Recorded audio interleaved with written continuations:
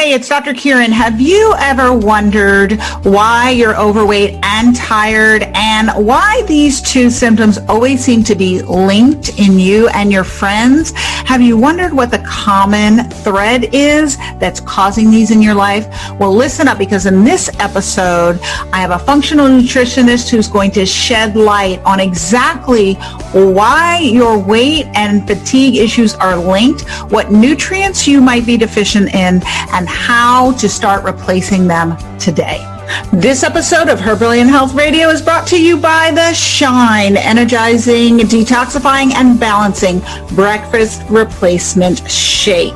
Available in delicious vanilla latte with 18 grams of protein and very low carbs.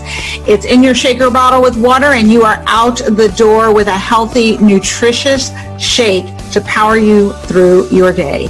Eat sparkles for breakfast and shine all day. Available at KyrinDunstonMD.com. Hey, it's Dr. Kyrin here with another episode of Her Brilliant Health Radio. Welcome. I'm so glad that you decided to join me today. Today, we are going to talk about something that's of interest and importance to everyone. We're going to talk about fatigue, energy problems, and weight issues, and how they relate to nutritional deficiencies.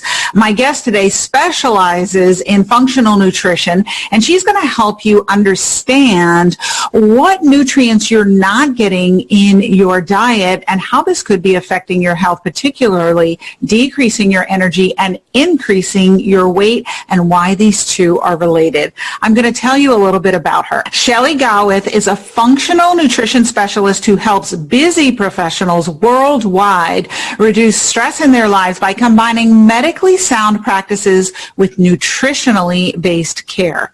Her online course, The Beginner's Guide to Your Best You, will help you recognize the impact that your emotional, psychological, and physical habits have on your overall lifestyle and well-being, and transform your health and your life. Shelley believes in making good health easy so that no matter how busy you are, you can sustain healthy habits that last for a lifetime. Welcome, Shelley. Thank you for having me. I'm super excited. Yes, glad to have you here and excited to delve into this topic. And just want to give a little background on why I thought it was important to talk about this, because you and I could talk about so many things. We're both passionate about functional health and global treatment for women of their health problems by treating the root cause. But 2/3 of women in their 40s and above are overweight or obese. A third of people worldwide suffer with some form of fatigue, whether it's transient episodic fatigue ranging to chronic fatigue that lasts longer than 6 months.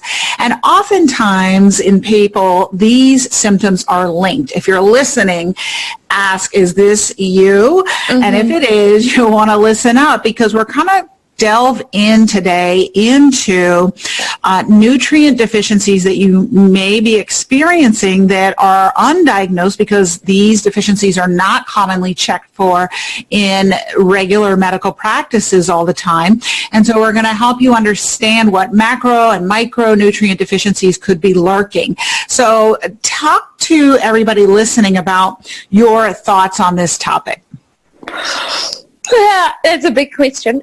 My thoughts are, with the trend in different diets, so we're seeing like the ketogenic diet or the paleo diet or the vegan diet or the vegetarian diet or whatever, I think those are great things to use as sources, because you've always got lots of great meal ideas and lots of great meal plans and recipes to go with that. But what we're seeing with any of those diets is there's always an elimination of key macros or key nutrients, because macros are just looking at your proteins, your fats, and your carbohydrates.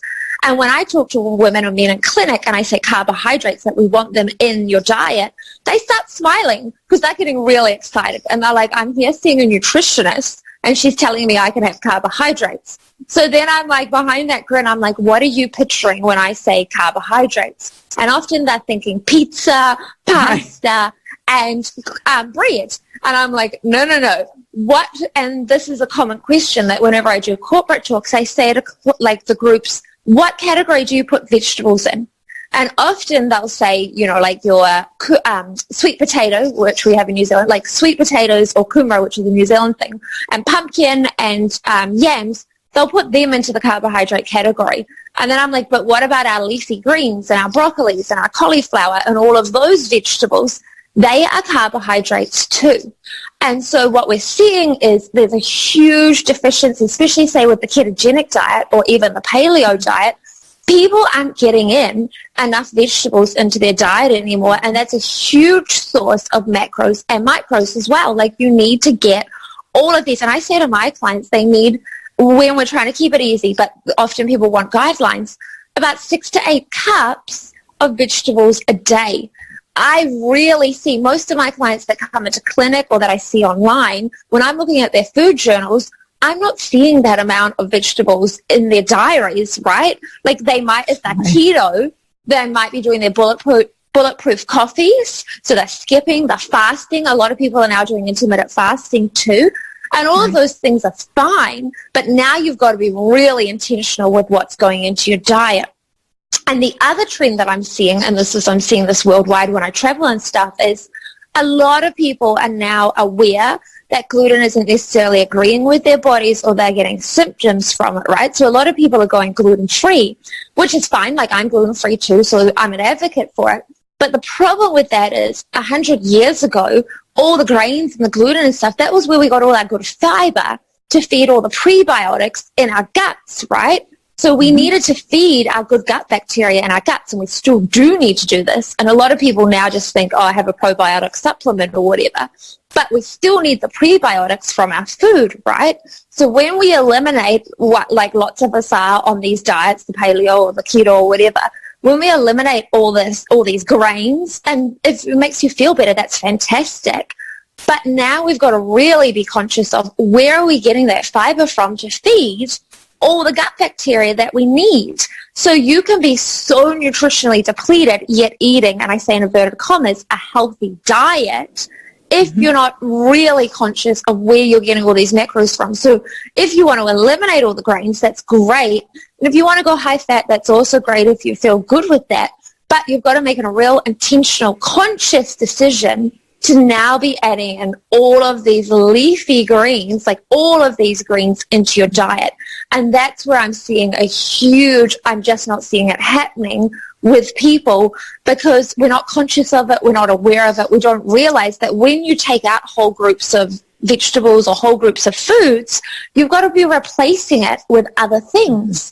And so it's really important, and that's why I love the food diary when clients first come in, because they can start to see, and even people at home, like I really encourage all my corporate clients, start writing it down, because it's one thing to have it in your head, but when you're writing it down, most of my clients have these aha moments where they're like, oh my gosh, like I thought I was eating healthy, and probably they are by most standards, but they're just not getting in all the nutrients that they need.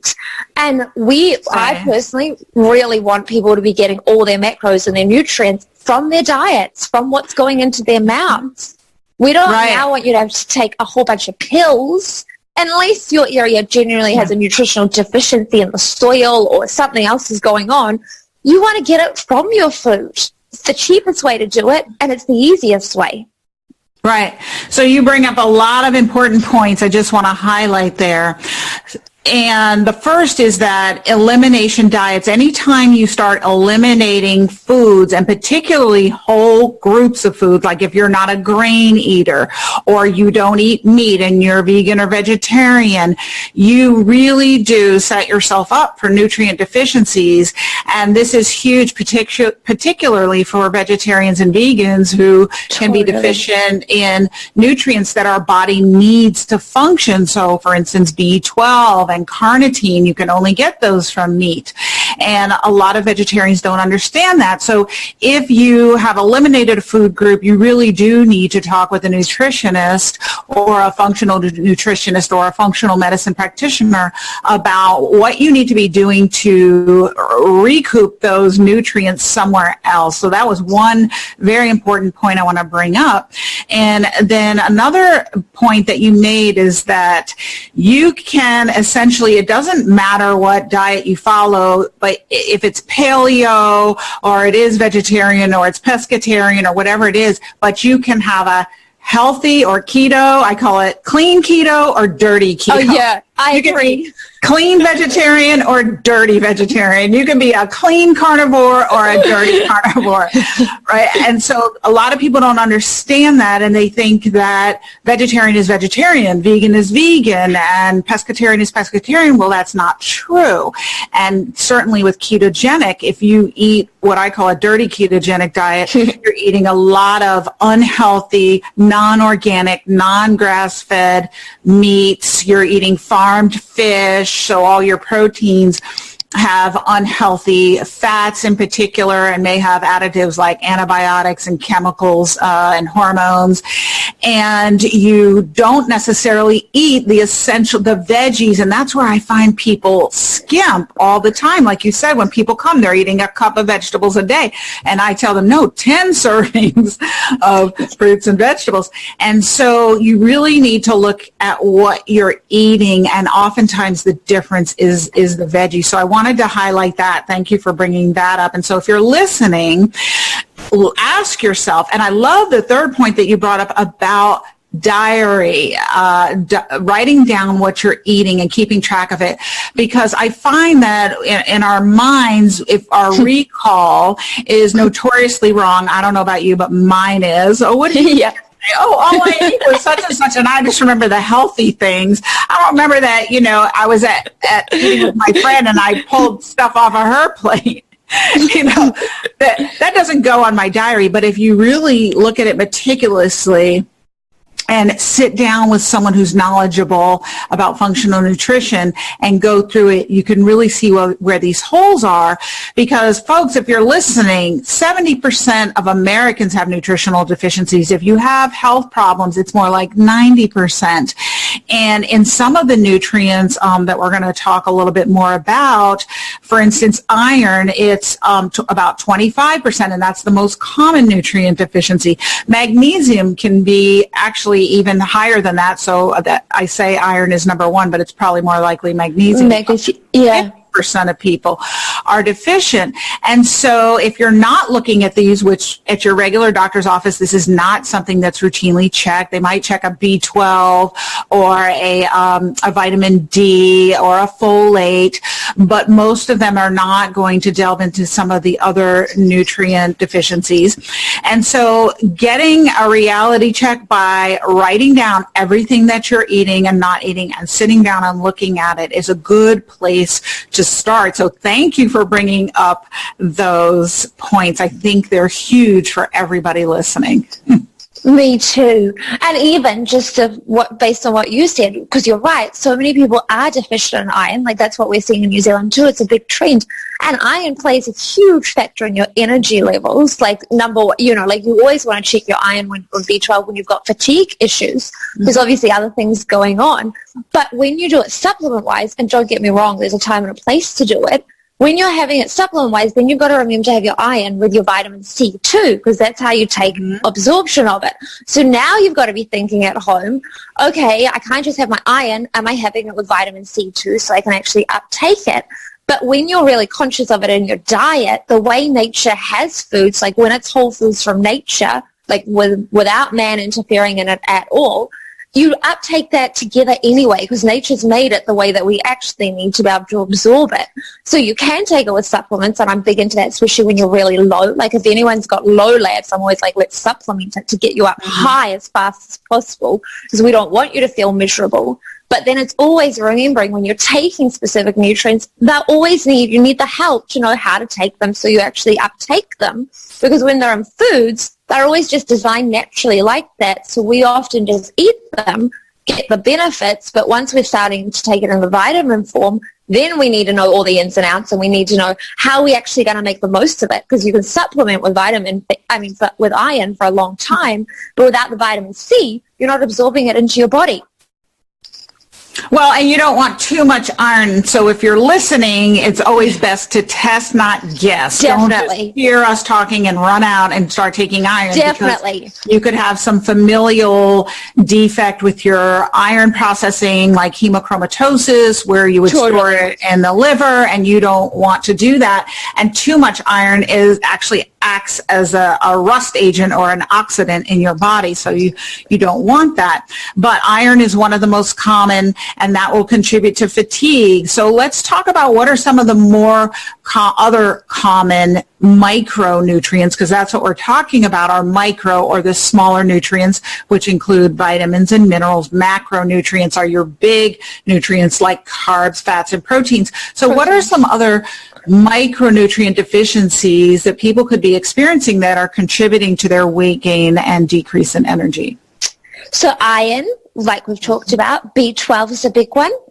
For clients that have had really struggling with their adrenal health, which is, I like to say to clients in clinic that they're like your energy hormones. So creating good energy in your body, just so they kind of understand it. Vitamin C and sodium's a big one, sodium, potassium, because your adrenals control your mineral corticoids. So which is just a big name for your minerals, and the biggest ones they control are sodium and potassium. So sodium you often nutritionally get from good quality salt. And potassium, a big source is bananas, if you want it food-wise, but there's other sources too. Zinc is a huge one for energy and weight loss as well, like weight gain. A lot of people that I'm seeing, especially in New Zealand, really low zinc. Iodine is another big one, which is for your thyroid health. And in New Zealand and Australia at the moment, we are chronic. Like the statistics are showing that our babies are being, and this is mainstream medical world putting out these statistics, our babies are being born with not enough iodine. And if that's the statistic we're seeing here, I'm suspecting it's going to be a worldwide trend as well, where the mums go pregnant with not enough iodine in their bodies, and then the poor babies can't be born with enough either, because as the baby grows inside of you, it sucks more and more iodine. And iodine's key for your thyroid function, for metabolism, for energy, for so many different things. Vitamin D is a huge one that I was seeing deficiencies, and that's big for energy just in general, but also your gut health, your gut lining. If you've got an autoimmune condition, you really want to be checking your vitamin D levels, because that's an autoimmune conditions are often total energy drainers. Like it's your body attacking itself, so you're just chewing through your energy. And then especially as women age, like in that 40-plus bracket, CoQ10 is a major one, and that's the energy of your cells. So in one sense, we're all just cellular beings. Like we're made up of tiny little cells. So it's our cells that we want to be getting the energy to, and when we are not giving them the main nutrients that they need, and one of the biggest ones is CoQ10, they're missing out. So if you're not creating it on a cellular level, you've got no hope of having the energy as a physical being. And CoQ10 is really hard if you're a vegetarian to get from, because the main sources of it is like organ meats. And so for a lot of people these days, they don't want to eat that. Like even my clients that are paleo or keto, they screw up their noses when I'm like, you need to have good organic meat. And they're like, no thanks you.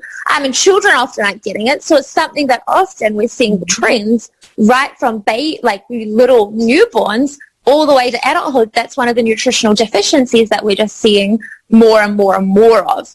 So they're the biggest ones that I see in clinic, and they're the biggest ones that really impact.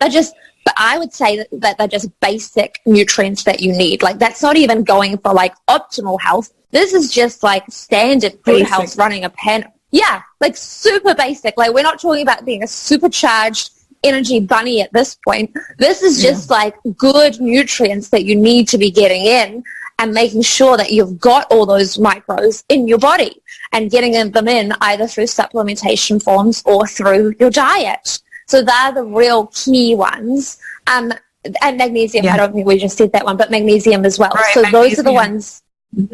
And magnesium is a big one in terms of metabolism, energy, sleep. cramping, like just feeling good in general.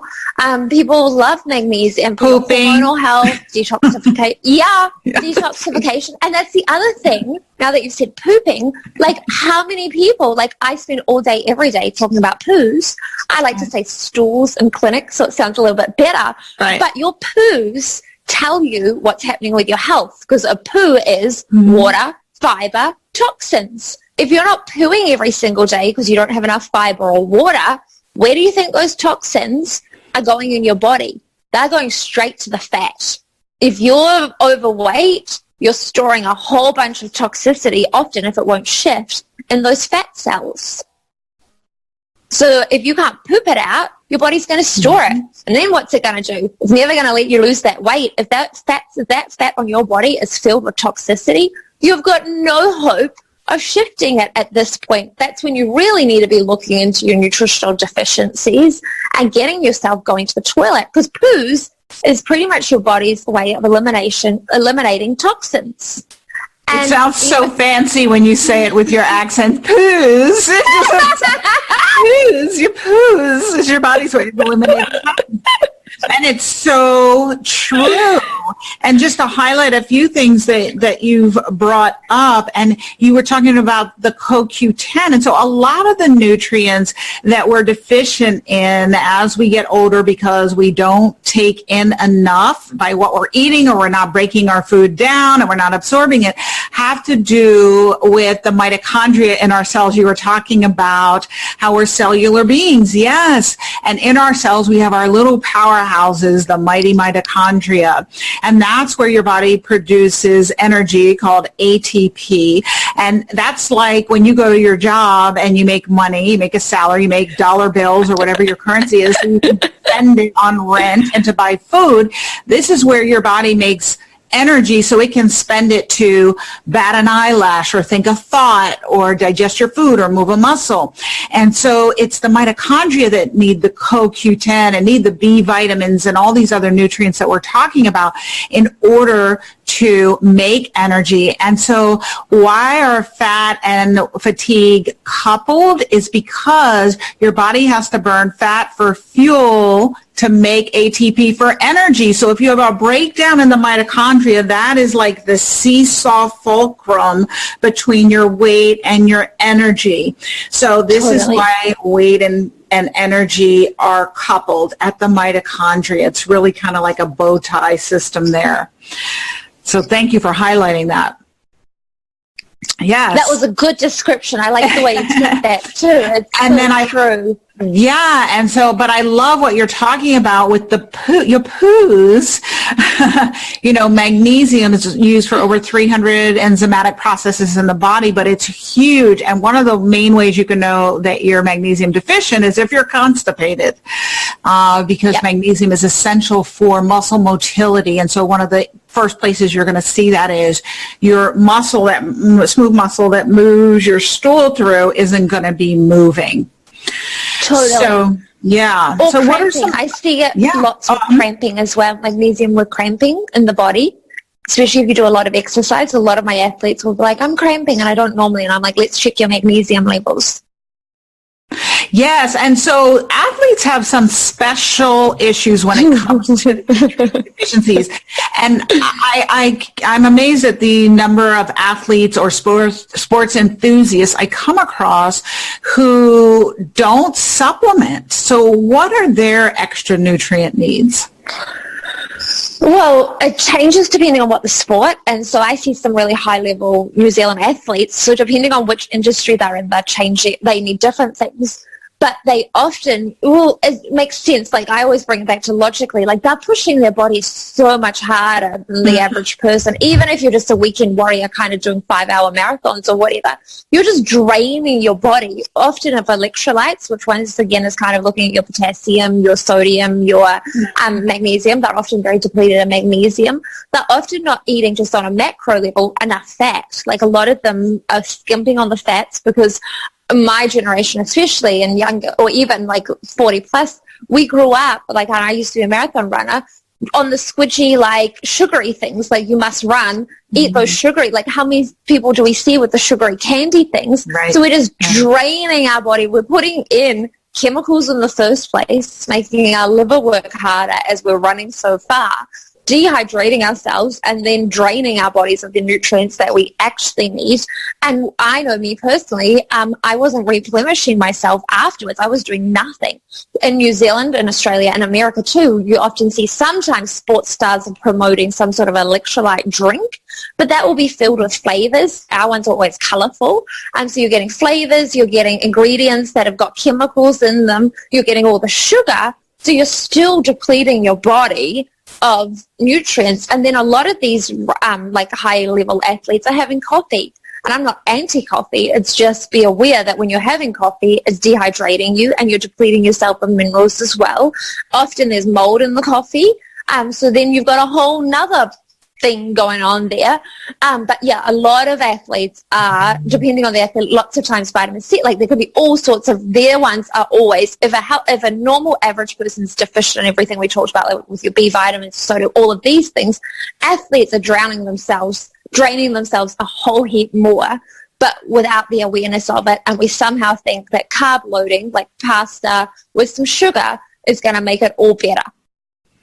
Right. And so, athletes, if you're listening or and it's sports enthusiasts, and this might mean that you just work out 3 to 5 times a week. Whenever I work out regularly or I sauna regularly, I always replace what I use up with additional supplementation, because I can't eat that much food. Same. Talk a little bit about why you can't eat your way into adequate nutrition, because I know when I practiced regular medicine, I say quote unquote regular medicine, I was taught about nutrition through med school and residency is that we get what we need through our food. And so patients would ask me all the time, do I need to take a multivitamin or supplementation? And I told them what I was taught. No, you don't. You get it from your food. So talk about why that's not true.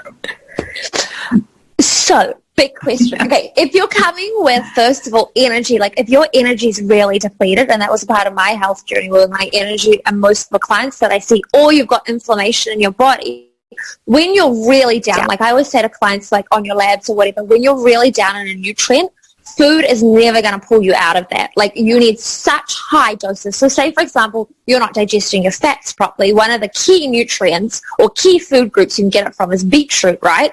So you could take you would literally have to be loading your plate every single meal with beetroot. Well, that's great, because now supposedly your gallbladder is going to be working better and your liver's function is going to be helping.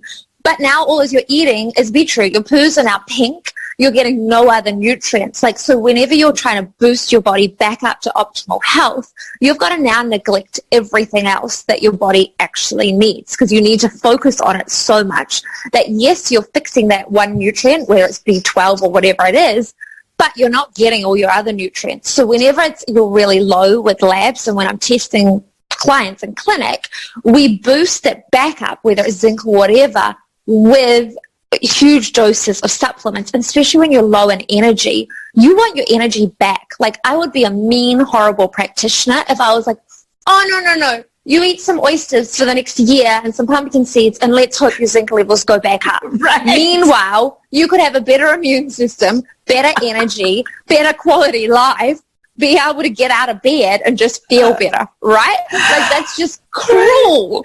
Your clients would be like, damn that Shelley. I hate oysters. Yes. They're like, she's mean enough anyway. She makes us focus on our food as it is, and now she's withholding the one thing that's, or whatever it is. Yes. So when you're really depleted with labs, food's not going to cut it, right? Like I always say, like I teach clients how to test their own zinc levels at home with their zinc taste test. And so I'm like, let's get you up as fast as possible.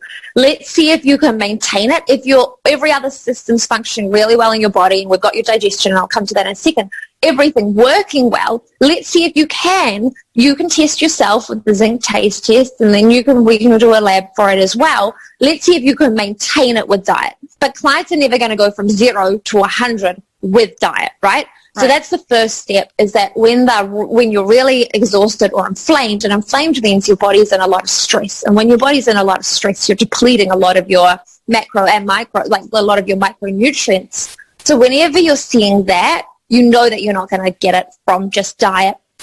Then the second thing is, if wherever in the world you live, and even within America, whatever state you're in, there's always nutritional deficiencies in the soil, right? So if you want to get all your food, like all your nutrients from your food, you need to make sure that the vegetables that are being grown in the dirt are actually, the dirt's even got the nutrients or the minerals that we need.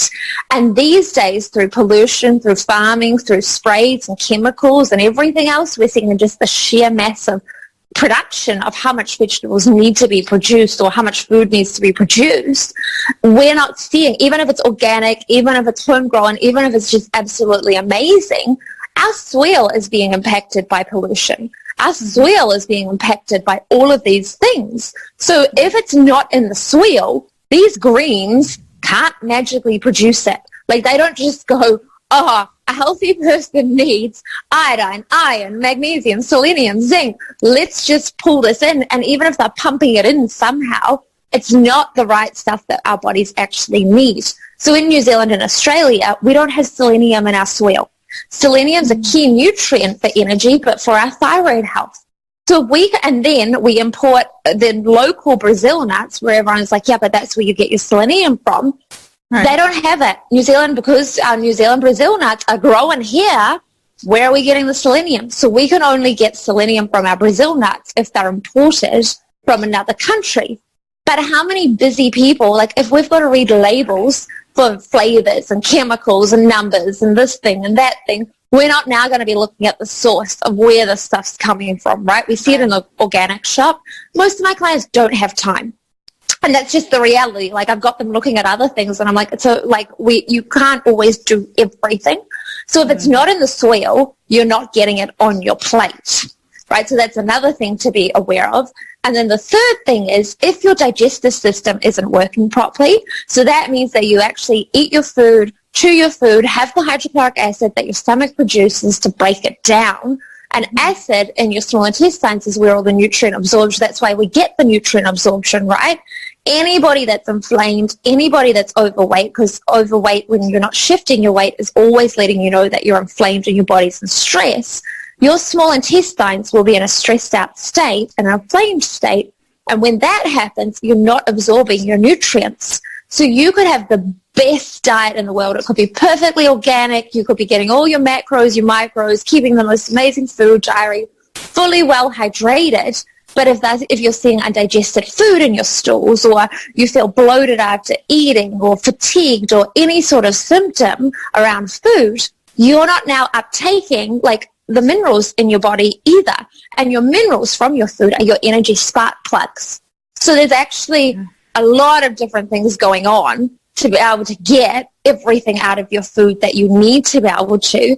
And it's not just as simple as fill up your plate with 6 cups of vegetables or whatever and hope for the best.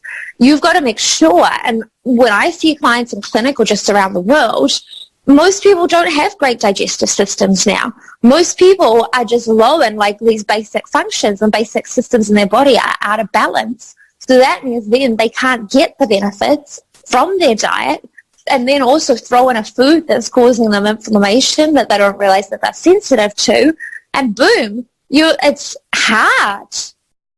Right, and you brought up so many good points. So the fact that in your country the soil doesn't have selenium, well, I don't think the average person living in New Zealand knows that. And so they're just eating, and years later they have some health problem, they get standard medical care, nobody's looking at their selenium, and selenium is important for so many functions, and the first one that comes to mind is thyroid function, and how rampant is thyroid disease, especially among middle-aged women. Mm-hmm. And that's not getting checked. And, it's a shame, because I really don't think that we should have to have a PhD in nutritional science in order to live a healthy life.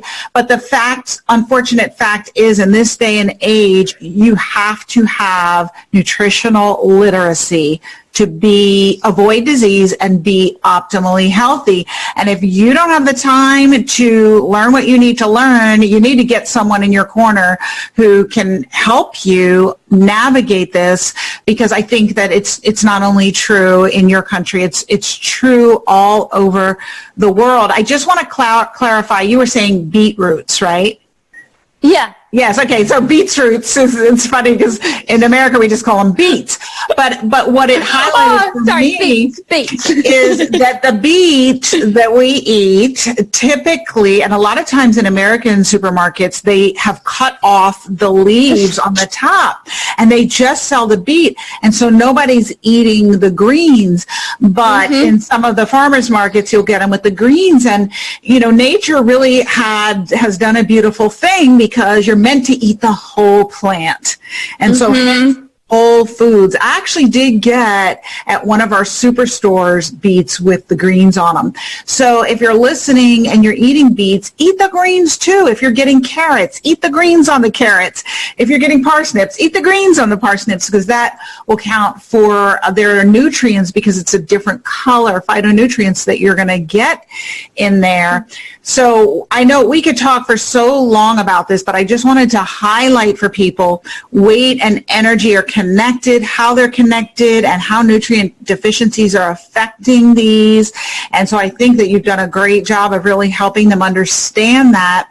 I'd love it if you could outline for everybody listening 3 take action steps that they can use today, simple things that they could do to start moving towards nutritional literacy and nutritional competence in their lives.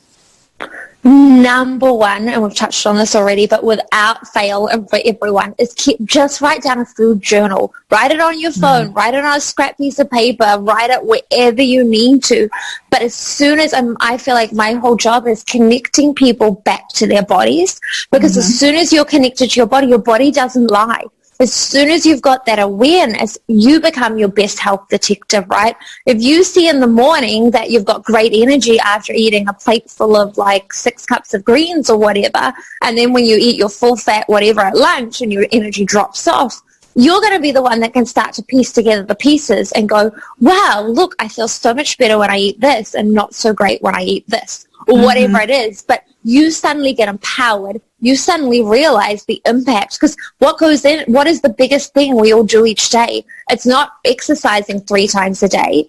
It's not necessarily meditating 3 times a day. We are eating at least 3 times a day, if not more.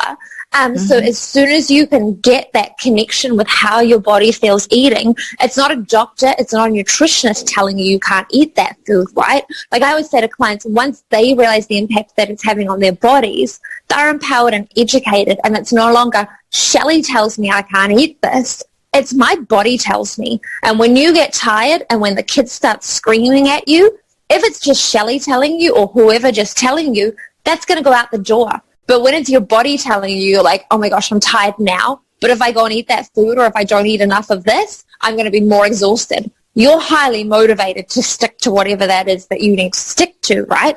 So the number one is just the food journal, in whatever form that looks like. There's so many apps these days. You can map your macros. You can map everything. Depending on how detailed you want it, you can break it down with technology. The next one is just increase your veggies. If you're only having 1 cup now, we'll just double it. 2. If you're already quite, you're getting about 3 cups, we'll go towards the 6 to 8 or 10 as you like. Just increase wherever you're at now. Don't use the excuse that I can't do that. It's too hard. It's, we might have these numbers on a pedestal because a lot of clients need guidance and they want to know where the end game is. Yes, the end game is 8 to 10 cups. That's the end game. But if you're on half a cup, your 1 cup is a great end game for now. As long as you know, I'm always you go with where you are today, and then you transition. You want the vision. You want the intention. You want to know where you want to end up. Great health is 8 to 10 cups, but if today you're only having a half, well, doubling that is great, and then you can keep on transitioning. So it's increase the amount of veggies, and then also, and this is big in America especially, and in New Zealand too, but look at how much you're eating. We grew up in the gym generation where it's eat small snacks all the time. Like, you must be eating all the time, right? Like, people are like, what the heck? Like, yeah, just like that. It's like, and we see it with our children. Like, they're just like, the whole school system's set up to eat all the time. So we learn it from a very young age. But the reality is our digestive system needs time to rest. So no matter what you believe, and this is what I always say to clients, I'm like, yes, you've read literature. Yes, you've read scientific or medical information or whatever it is. But think logic here. If we think of our body like a washing machine, and all the mums listening, right, if you've got a front loader washing machine, you do not interrupt that mid-cycle. No child is coming near your washing machine if that means you're starting again as you're trying to rush out the door, right? Like, the washing machine does not get touched. It's like just too bad. Same with our bodies. We've got a digestive system, and it takes 4 to 5 hours, sometimes 6 hours, to complete the digestion of each meal. So if you start eating 2 hours after your first meal, your brain is now confused. Does it keep digesting what you've already been eating, or does it start the process all over again? You're making it make an unnecessary decision, and then you're getting undigested food. Undigested food means inflammation, means your gut's going to get irritated and inflamed, which means stress, which means weight gain, right? Which means energy's dropping, all because you wanted that extra snack that you weren't even really hungry for, but you just think you should eat all the time because that's what we've been told. So the third change is look at your food journal. You want to go, and it changes depending on if you're intermittent fasting or whatever, but just as a baseline, breakfast to lunch, lunch to dinner, nothing. You want to be so full with your macronutrients and get it right for your body that you feel great, you have great energy, and you don't need the snacking. Of course, if you're out with your friends and you want some raw bliss ball or whatever it might be as an optional extra, well, we live lives. So, you know, we want to have fun and interact too. But as the golden rule, you want to be able to have those meals, and that's it. Like, you are full, you're sustained, you feel great. And guess what? Then you don't need the snack packs. Then you don't need to spend all that energy with all thinking about all that food. Suddenly it gets easy. You're just like, oh my gosh, I just eat my meals and I'm done. And if you're really super onto it and organized, you're doing your leftovers for your lunch the next day, and you're like, wow, my life's good. So much easier. This food thing is not hard. And it shouldn't be hard. We don't want it to be hard because we want you to be able to have good health. So it's got to be easy. Right. Okay. I love those top 3 tips. I think they're awesome. So the top 3 take action tips that Shelley has outlined, start thinking about what one thing could I do? I don't have to do all of it. And I loved how you say 10 servings is the goal, it's the vision, but just start where you are and just ask yourself, could you double your vegetables? Just keep it simple. Not that, oh, I can't do it perfectly, so I'm not going to do any of it, but how can I start moving towards what my goal is? If I'm going to have eggs this morning, could I add some spinach to it? Well, yeah, yes. You could add some spinach. Very simple. So start asking yourself, what one tip that Shelley has given could you use? And sometimes you don't know the benefit of it until you take the action. And you might think you know and say, oh, I write down everything I eat. I know what I eat. I don't need to write that down.